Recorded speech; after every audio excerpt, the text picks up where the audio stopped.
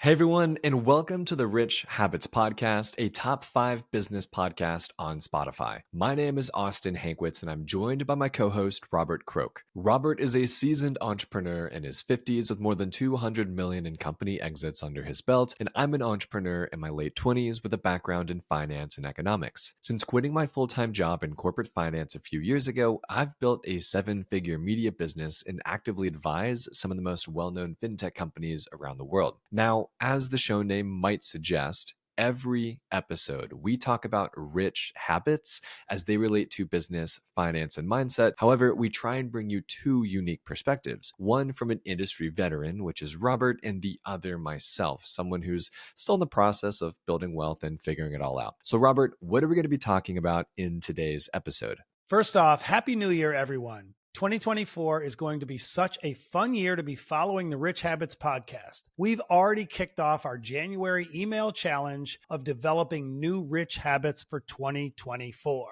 So if you're not yet receiving those emails, be sure to click the link below in the show notes and add your email address. Trust me, there's going to be so much great stuff happening in 2024. We want to make sure you don't miss it. In January's challenge, we're going to be educating our listeners as to how they can better track their net worth, diversify their investments, create velocity with their money, all while automating their investments. Be sure to click the link in the show notes below and opt in. We're also giving away a wealth building navigator PDF that's going to help you keep track of everything. With that being said, in this episode of the Rich Habits podcast, we're going to expand upon the phrase I use all the time. The goal is to be rich, not look rich. This is one of my favorite mindset shifts for people to understand because far too many people buy expensive things to impress people they don't like and don't even know. I love that phrase, Robert. And by the end of this episode, we hope that all of you are going to wake up and realize that by continually purchasing depreciating assets and these luxury items, you're perpetually forcing yourself to stay in the middle class. Your car payment, your buy now, pay later payment, right? All these little things that are eating away at your biggest wealth building tool, which is your income, to be invested and to build cash flowing assets for you is being paid off to the banks. We're here to change that, and I'm excited to get into point number 1. Robert, kick us off. Yeah, so I said this in a video months and months back, and it's really simple and resonates well for this episode. Stop buying dumb shit. I wish there was a Harvard study that talked about how many people in modern society in the US live beyond their means. I don't know if there's a study that's accurate because so many people hide it well. But the bottom line is, in my experience, probably over 80% of the people that are out there, maybe some of you listeners and people in the US, simply live beyond their means. What does that mean? It means you probably bought too much house for your income. You probably have too much car. The average car payment is now over $1,000 a month. You probably buy the new iPhone right when it comes out. All of these things add up to preventing you from being able to save that 15 to 20% a month and invest because you're so worried about what society thinks, that you believe the right move for you and the family is to have that new BMW or Mercedes, to have the brand new iPhone for everyone. And it just simply is not a good financial move because you are always putting yourself in harm's way by not allowing yourself the ability to save enough every single month and invest. And I'm sure you have some stories and some insights on this as well, Austin, and I'd love to hear it. When I hear the term stop buying dumb shit, my brain immediately goes to delayed gratification. We're not saying for people, if you have money, not to buy cool shit because you have money, you can afford it. We're talking about stop buying dumb shit, which is hey, that car that you just bought, that nice big lifted truck, that's $980 a month in a car payment in an asset that's going down in value. Do you know what $980 invested into the S&P 500 for 20 or 30 years is? It's $1 million, right? So I just want everyone, before you swipe the card, before you type in the buy now, pay later, before you click buy order on Amazon, I just want you to be thinking about in 2024, is this a need or is this a want? If it is a want, how can I afford it? Can I afford it? Is this something I can afford down the road? And make a plan for it. Buy it. That's great, right? We want you to not go into debt to buy it. That's most important here. But if it is a need, ask yourself, is it a need or is it an emergency? Because I think a lot of people make the mistake of like, oh, I need a new car because I just had my fourth child and my other car doesn't fit my new children and I need to go buy a $60,000 minivan because it's best safety rated, right? Okay, sure, you might need a new car, but do you need the $60,000 minivan Honda Odyssey with the screens in the back of the headrest? Probably not. So we just want people to be thinking about here in 2024, stop buying dumb shit to impress people you don't care about with money you don't have. That is the most important lesson that anyone can take away for the year of 2024, because once you've made that mindset shift of not buying stupid stuff and instead investing that money or building an emergency fund or saving and paying off your high interest debt, you will have so much peace and a wonderful foundation to build upon for the rest of the year. It's just really important for people. And I love that you spelled out delayed gratification. We're not saying don't have nice things. We're saying have your base and have your financial future structured out and put together in a good fashion so you know where you stand before you go buy all the luxury items, because you have to look at the opportunity cost as well, Austin. And I know this is a big one for you. So you just really have to ask yourself, what is the best play for me? And delayed gratification and cutting out buying the brand new every time iPhone is a really, really good way to start. This episode is so important, especially with beginning the new year. And, everyone makes these resolutions, new year, new me. Well, guess what? That doesn't work unless you do the work. And this is an important episode for everyone to really just absorb, let it sink in, and take action. I love it. All right, Robert, what's point number 2? Point number 2 is pay off your high interest debt so you can instead invest the money. We always say on our lives, our private communities, on the podcast, you can't outinvest high interest debt. So this is a really, really important one. So many people reach out and they'll say, hey, I have $20,000 in credit card debt right now, but I have $15,000 to invest. Is it okay if I invest and just make the payments on the credit cards? And the answer is no. Whether it's credit card debt or whether it's high interest student loan debt, taxes, hospital bills, you can't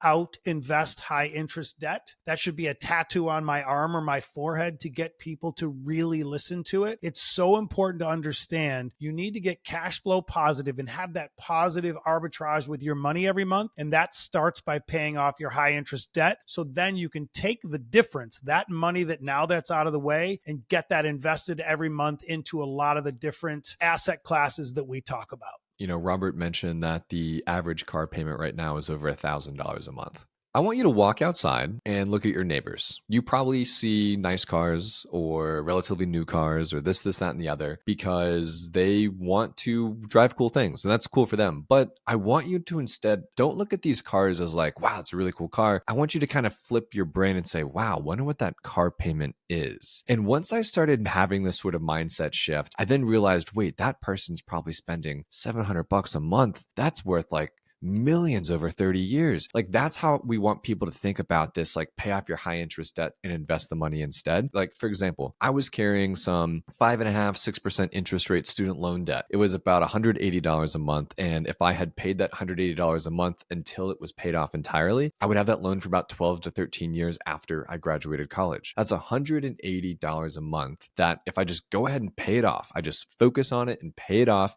5-6% interest rate, I can then take that $180 a month and invest it into the markets. That's what we want you all to do. Every single month, you have payments going out. We got your student loan payment, your car payment, your credit card payment. You just bought a bunch of gifts for Christmas on your credit card, buy now, pay later, right? All these other different payments that are leaving your bank account every single month. You have nothing left over to live off of, let alone invest for the future. We want you to get rid of those payments. We want you to buckle down in 2024, use the debt avalanche method first off, that snowball method if you don't like the debt avalanche method. We want you to focus on those high interest rate debt items and wipe them out in 2024. So instead of paying $400 a month for the student loans or $800 a month for the car or $900 a month for this or $200 a month for that, you now have that extra $1,200, $1,300, $1,400 in your bank account to save and build that base emergency fund we talk about, to invest into the index funds we talk about, to begin investing to the Roth IRA, maybe contribute to the 401k for the first time, maybe a goal that was for you, right? But you can't achieve those goals while having to pay 9 different people at the first of the month every single month. I think lifestyle creep is probably one of the greatest thing that plagues US households because everyone believes they have to keep up with the Joneses, and what they don't realize, the Joneses are in debt, a lot of it. You look around, I did a TikTok about this last week, that so many people look around and they say, man, I see Bill's got the fancy car and Maria's got the fancy clothes and this person's got the Louis Vuitton purse, this person's got the Gucci shoes. I wonder how they did it. Well, guess what? They didn't do it. They're living in debt and they're living beyond their means, most people. Now, if you're free and clear and you're crushing it in your work or your business or whatever, you've invested well, then go ahead and splurge on those items. But for everyone else, you know who you are, stop it. Because once you get to that point where you understand these problems and you're willing to really soak it in that it is you are suffering from all of these things, then you will make those changes, because the last thing you want to do is be the greeter at Walmart at 70 years old. Okay, so once you've done that, let's get on to the best point, and that's number 3. Save and invest 15 to 20% of your household net income monthly. This one is so important. We've covered the bases of how to get you here. Now you have to take the reins, get your budget in order, figure out your debt to income ratio, and really make this happen. I don't care if you're 20 years old, 30, 40, or 50. It stops here. And you have to figure out how to get that money set aside and take your investing seriously. This means getting things automated, getting velocity on your money, having a plan every single month where you know your dollar cost averaging whatever you have that's left over, that's that 15 to 20%, and you know where it's going. You hear Austin and I all the time talk about velocity of money. Well, that starts by not having your money sitting in a savings account, making 0.0045 on your money. And it really begins by getting that money spoken for and having velocity on it to get you on the right track for your financial future. In 2024, assuming you don't have any high interest debt, paid off all the good stuff here, and you stopped buying the stupid stuff at the mall, you are going to focus on, first and foremost, getting the free money from your employer, assuming you have a 401k. So you want to invest up to the match on your 401k, which is that normally 3 or 4%, depending on your employer. Sometimes it's lower, it could be 2, but get up to that match. So let's call it 3% of your salary. Okay, great. You have now done 3% of the 15% total that we've kind of assigned to you as a challenge. So the other 12% of your salary, let's focus on getting that now into a Roth IRA. Very simple. You can go to Betterment, you can go to Wealthfront, you can go to Vanguard, Schwab, Fidelity, any investment broker you want to go to. Just type in Roth IRA on Professor Google search here and open up one of these accounts. This is a retirement account that's going to take post-tax earnings, so money that's already hit your bank account from your employer, that you can then contribute to. And then once the money's in the account, you can invest it into the stock market. And as it grows over your lifetime and you continually invest that money, you will be able to then spend and withdraw and enjoy that money in retirement tax-free. Over your life, maybe you invest 100, 150,000, but because of compound interest over 20, 30, 40 years, that's worth 2, 3 million. And those millions of dollars in profits that you've now realized in the account are completely tax-free. So this account is very, very, very important for everyone to have in 2024. And let's assume now that our listeners have done the match, they've done the Roth, and they still have money left over to hit that 15, 20% goal. That's when we say, if you have autonomy on the 401k, you can pick your investments, max that out, because that is a nice tax write-off for you. If you don't have autonomy over it and it's just parked in a crazy target date fund you don't agree with, then put the money instead into a public.com, pick your own investments, VOO, QQQ, VGT, VTI, things like that. Those index funds are ones that we like. And once you're able to do that, then you can hit that 15 to 20% goal. That's the order we believe. You want to get the free money with the match. You want to get that tax-free retirement money with the Roth. And then if you still have money left over, make sure you're investing it into something that you have full autonomy over in 2024. And always remember, during this journey, it's different for everyone. Every person has a different journey. You have issues, family gets in the way, life gets in the way, you lose your job, the company goes belly up, whatever it is. But always consider this, that you have to understand what is your goal for your lifestyle in retirement, and then reverse engineering to figure out what that retirement number is. Right now online, every single day we hear people talk about retire a millionaire, retire a millionaire. Well, guess what? If you're 25, 35, or even 40 years old right now and you want to retire a millionaire, $1 million in retirement isn't even going to be close to being enough money for you to have put away to retire at your current lifestyle. So just keep that in mind, that you need to continually learn, continually work on your goals, and understand what that number looks like in the future. Because $1 million today is going to look completely different in 20 years, 30 years, or even 10 years. So you have to always understand that you don't want to be retiring with the minimum and then find yourself going back to work in your late 60s, 70s, or even worse, 80s, or worse, having to rely on family to help you get through.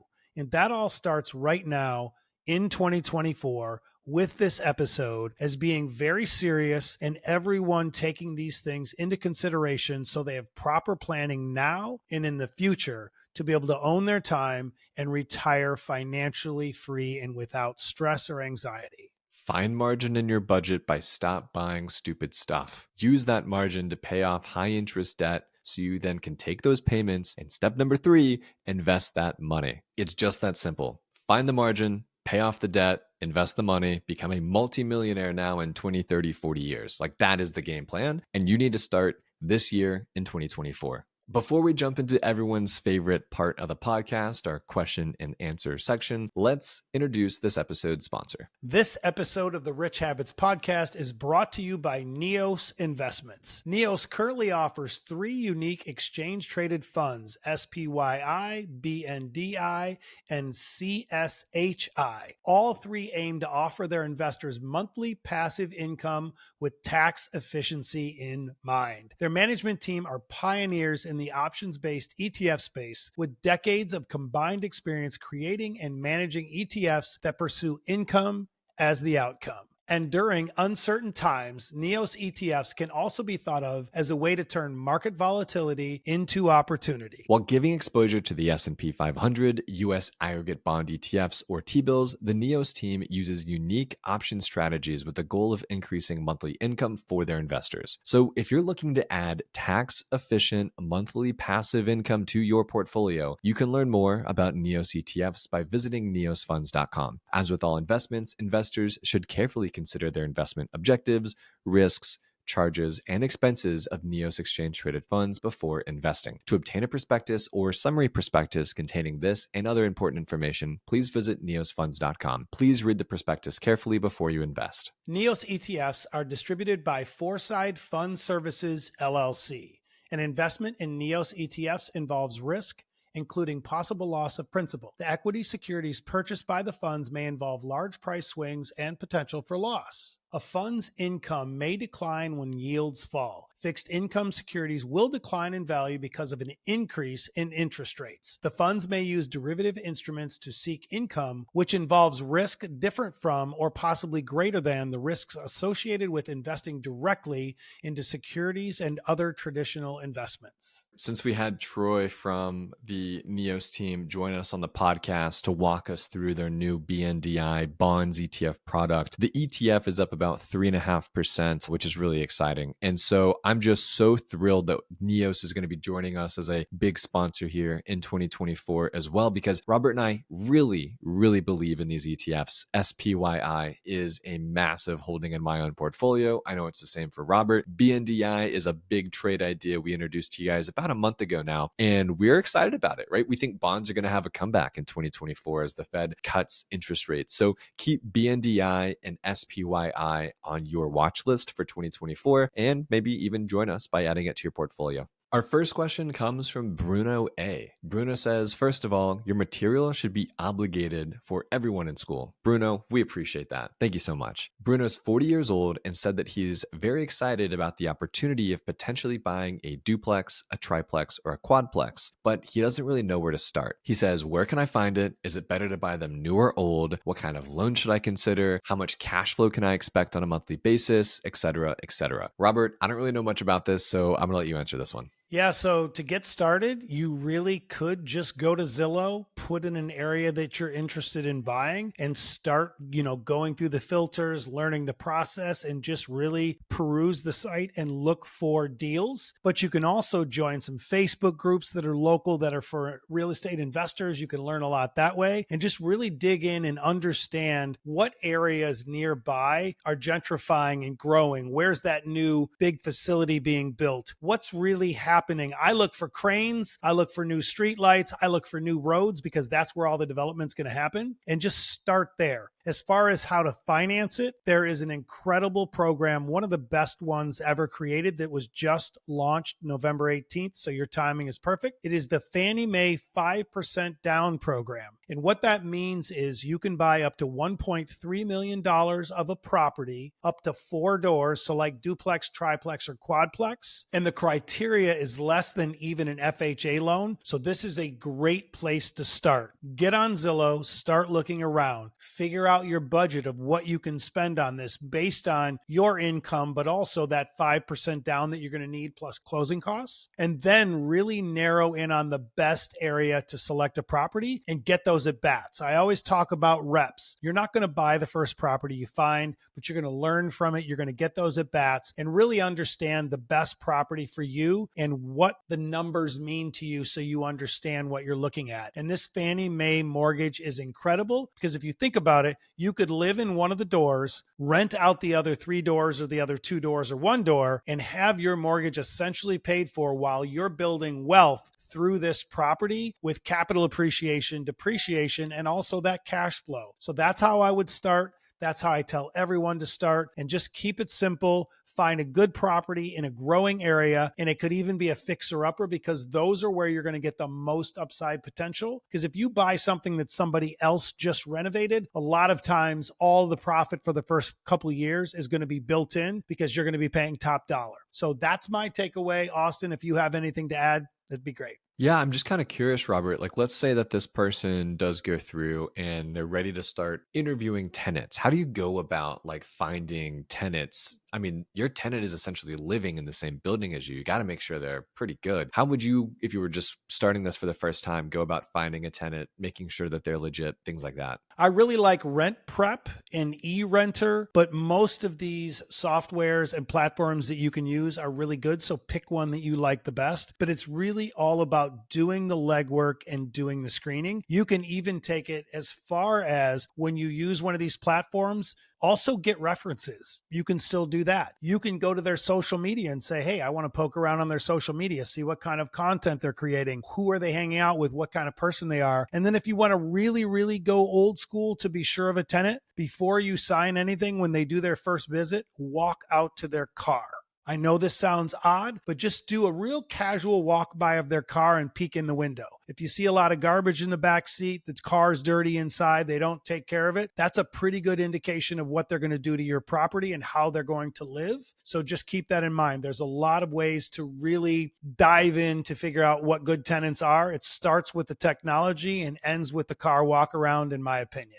Very interesting. Okay. I had no idea, but it sounds like Bruno A has now the entire playbook. So thanks for the question, Bruno. So our next question comes from Dakota M. Dakota says, as someone just starting and now trying to aggressively pay off my high interest debt, how do I pay off high interest debt while also dollar cost averaging into the index funds and assets you all talk about, like VOO, QQQ, different cryptocurrencies? I'm just kind of confused. I have all this debt. I'm also trying to build a nest egg. I'm also trying to dollar cost average. I don't really know what to do or where to start. What a great question, Dakota. Okay, so this is sort of the problem, I think, that a lot of people face, right? It's like, I know I need to be doing these 4 different things, but they don't know which one to prioritize or where to start. And a lot of people make the mistake of trying to do all 4 at once. And when you do 4 things at once, you're not very good at any of those things that you're doing, right? You want to be doing 1 thing or 2 things and be very focused and intentional about that. So here's where I would start. First,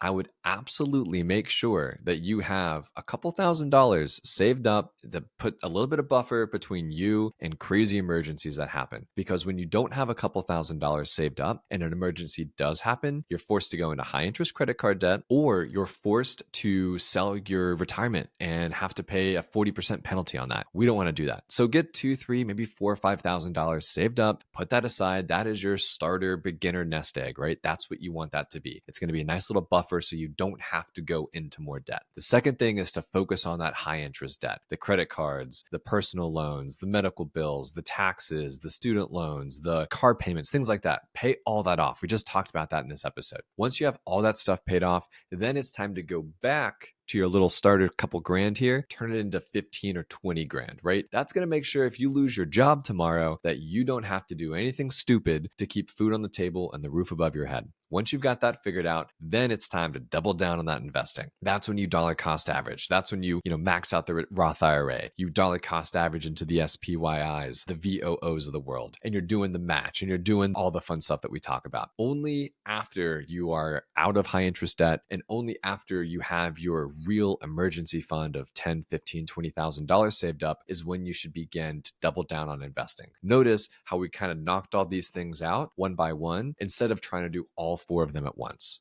It really all comes down to what we say over and over again. You can't out invest high interest debt. Everyone needs to understand that. You can't be investing over here into VOO and QQQ trying to make 10, 15%, but over here you're paying 30% in credit card debt. You're better off paying all that off first, then start dollar cost averaging into all of the great sectors that you mentioned and we talk about all the time. So important to get this figured out. Really, really good question, Dakota. Now, our final question comes from Evelyn C. Evelyn says, you all always talk about these high interest savings account, HYSAs, but which ones are actually worth it? Which one should I actually put my money into? There's about 7 right now that pop up whenever I search them on Google, and I just want to make sure that I don't get scammed. Really, really good question. And Robert, I'm sure a couple come to mind for you here, but 3 come to mind immediately. The first one is public.com's high yield cash account. It's the exact same thing as the savings account. It's FDIC insured up to like $2.5–3 million. So don't worry about any of that. And they pay 5.1% APY on your savings. That is better than my second choice, which would be the Wealthfront high yield cash account that pays 4.5% on your savings. And my third choice, while it's not exactly a high yield savings account, it's kind of an alternative to cash, which is CSHI, the ETF that we talk about with NEOS. Their ETF yields just over 6.5%, although it is an investment. So you will have to pay capital gains on that, which is a little bit different than these other high yield savings accounts. So whatever you're really looking for there, just know that that is the opportunity as well. Oh, and then Robert, maybe you want to talk about T-bills. Yeah, I was definitely going to touch right there that we're going to throw a little curveball here that T-bills, again at public.com, there's a link in our show notes, are an incredible strategy for being able to get a nice yield like a high yield savings account without having the risk of the stock market and greater markets. So we love public.com for these T-bills. And right now they're earning 5.4 or 5.5%. And one of the key differences between a T-bill, treasury bill, and a high yield savings is there's no tax from a state or local level on your gains, unlike in a high yield savings account.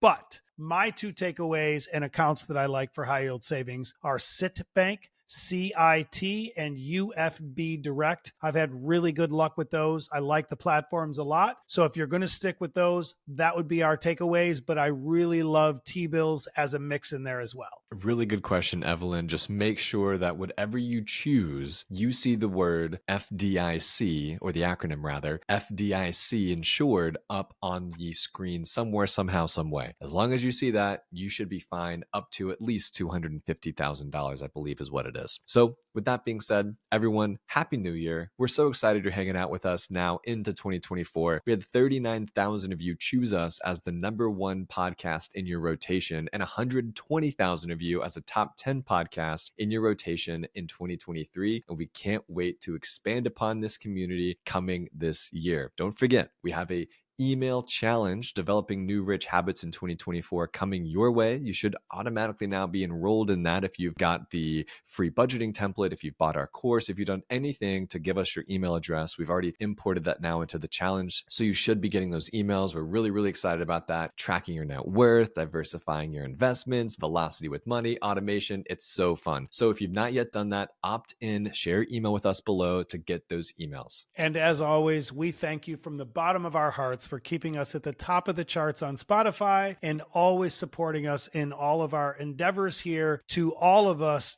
grow rich, grow together, and really just have great, rich habits. So again, we thank you so much. Please share the podcast with a friend, a family member, or anyone else out there that you believe would get value from our efforts. We would love you for that. And again, appreciate it and Happy New Year. 2024 is going to be so much fun. I cannot wait. With that being said, have a great start to your week and a great start to your year.